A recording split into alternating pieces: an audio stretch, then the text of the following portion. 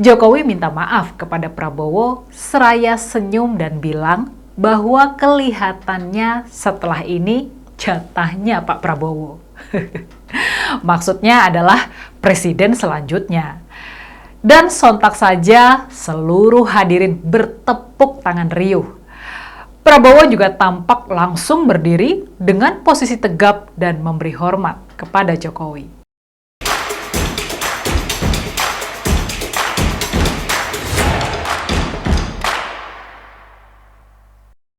Mendengar apa yang disampaikan Presiden Jokowi dalam pidatonya di HUT Partai Perindo kemarin sangat menarik. Jokowi seolah memberi angin segar dan harapan kepada Prabowo Subianto dalam Pilpres 2024 nanti. Dalam pidato tersebut, Jokowi sebelumnya mengatakan bahwa dia sudah 2 kali menang Pilkada Wali Kota Solo, 1 kali menang Pilkada Gubernur DKI Jakarta, dan 2 kali menang Pilpres. Sambil dengan guyonan khasnya, Jokowi minta maaf kepada Prabowo seraya senyum dan bilang bahwa kelihatannya setelah ini jatahnya Pak Prabowo. Maksudnya adalah presiden selanjutnya.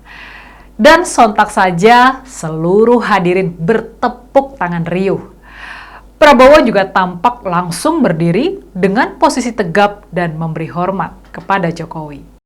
2 kali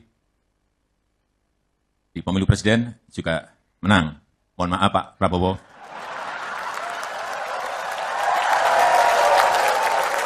Kelihatannya setelah ini jatahnya Pak Prabowo.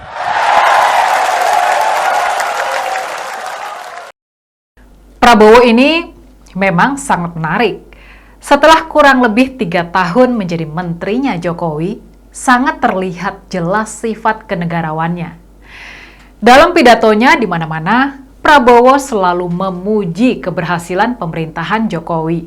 Dan dia juga sering berkata bahwa dia adalah saksi atas hebatnya Jokowi dalam memimpin negeri ini.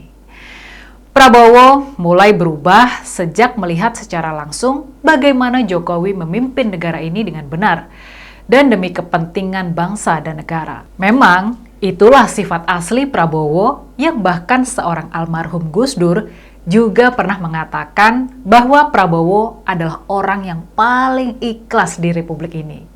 Kalau orang yang paling ikhlas kepada rakyat Indonesia itu Prabowo. Ikhlasnya seperti apa, Gus?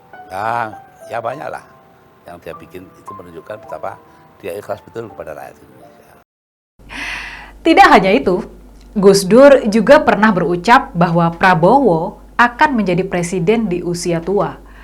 Hal ini dibenarkan langsung oleh Kiai Haji Irfan Yusuf Hashim, salah satu cucu dari pendiri NU, Kiai Haji Hashim Asy'ari, yang juga keluarga besar Ponpes Tebu Ireng. Beberapa ucapan almarhum Gus Dur sudah banyak yang jadi kenyataan. Semoga aja. Dalam 3 tahun ini terlihat sekali ketulusan Prabowo dalam membantu Jokowi menjadi Menteri Pertahanan. Mungkin Jokowi juga sudah melihat semua itu. Bahkan dalam suatu pidatonya, Prabowo sempat mengatakan bahwa koalisi yang terbentuk antara Gerindra bersama PKB juga atas bantuan Jokowi. Di sini kita melihat bahwa Jokowi memang pemain catur yang hebat. Jokowi dekat dengan Koalisi Indonesia Bersatu atau KIB, gabungan dari Partai Golkar, PAN, dan P3. Dan juga dekat dengan koalisi Partai Gerindra dan PKB. Secara kalkulasi politik, Jokowi bisa menjadi kingmaker dalam Pilpres 2024 nanti. Banyak orang yang kaget, ternyata Jokowi adalah politisi hebat. Sebagai seorang kandidat capres, Prabowo sudah memegang tiket untuk maju karena koalisi Partai Gerindra dan Partai Kebangkitan Bangsa sudah cukup untuk memenuhi syarat ambang batas pencalonan presiden. Dan Prabowo masih menjadi kandidat kuat. Bekalnya dalam 2 kali pemilu maju sebagai capres juga menjadi modal Prabowo. Namun, akhir-akhir ini survei sejumlah lembaga memperlihatkan bahwa elektabilitas Prabowo Subianto mengalami penurunan. Prabowo tergeser oleh politisi PDI Perjuangan Ganjar Pranowo. Mungkin elektabilitas Prabowo ini turun juga disebabkan karena Prabowo merapat dan menjadi bagian dari pemerintahan Jokowi dengan menjadi Menteri Pertahanan. Jadi wajar jika masa pendukung pasangan Prabowo Sandiaga Uno pada pemilu 2019 kemarin kecewa dengan keputusan Prabowo itu. Dan ternyata langkah Prabowo bergabung dengan pemerintah juga tak lantas memberikan dorongan elektabilitas yang besar kepada Prabowo. Jika benar Anies Baswedan dan Ganjar Pranowo berlaga di Pilpres 2024, akan menjadi lawan yang kuat bagi Prabowo.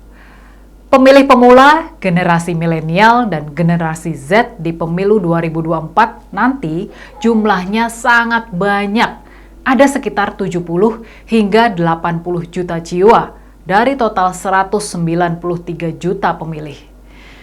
Dan generasi muda ini cenderung lebih menyukai tokoh yang lebih muda, seperti Ganjar Pranowo dan Ridwan Kamil.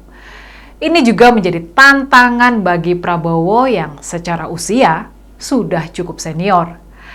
Pemilihan cawapres yang bisa mengakomodir generasi muda mungkin bisa jadi salah satu solusi untuk meningkatkan elektabilitas Prabowo nantinya jika benar ikut berlaga dalam Pilpres 2024.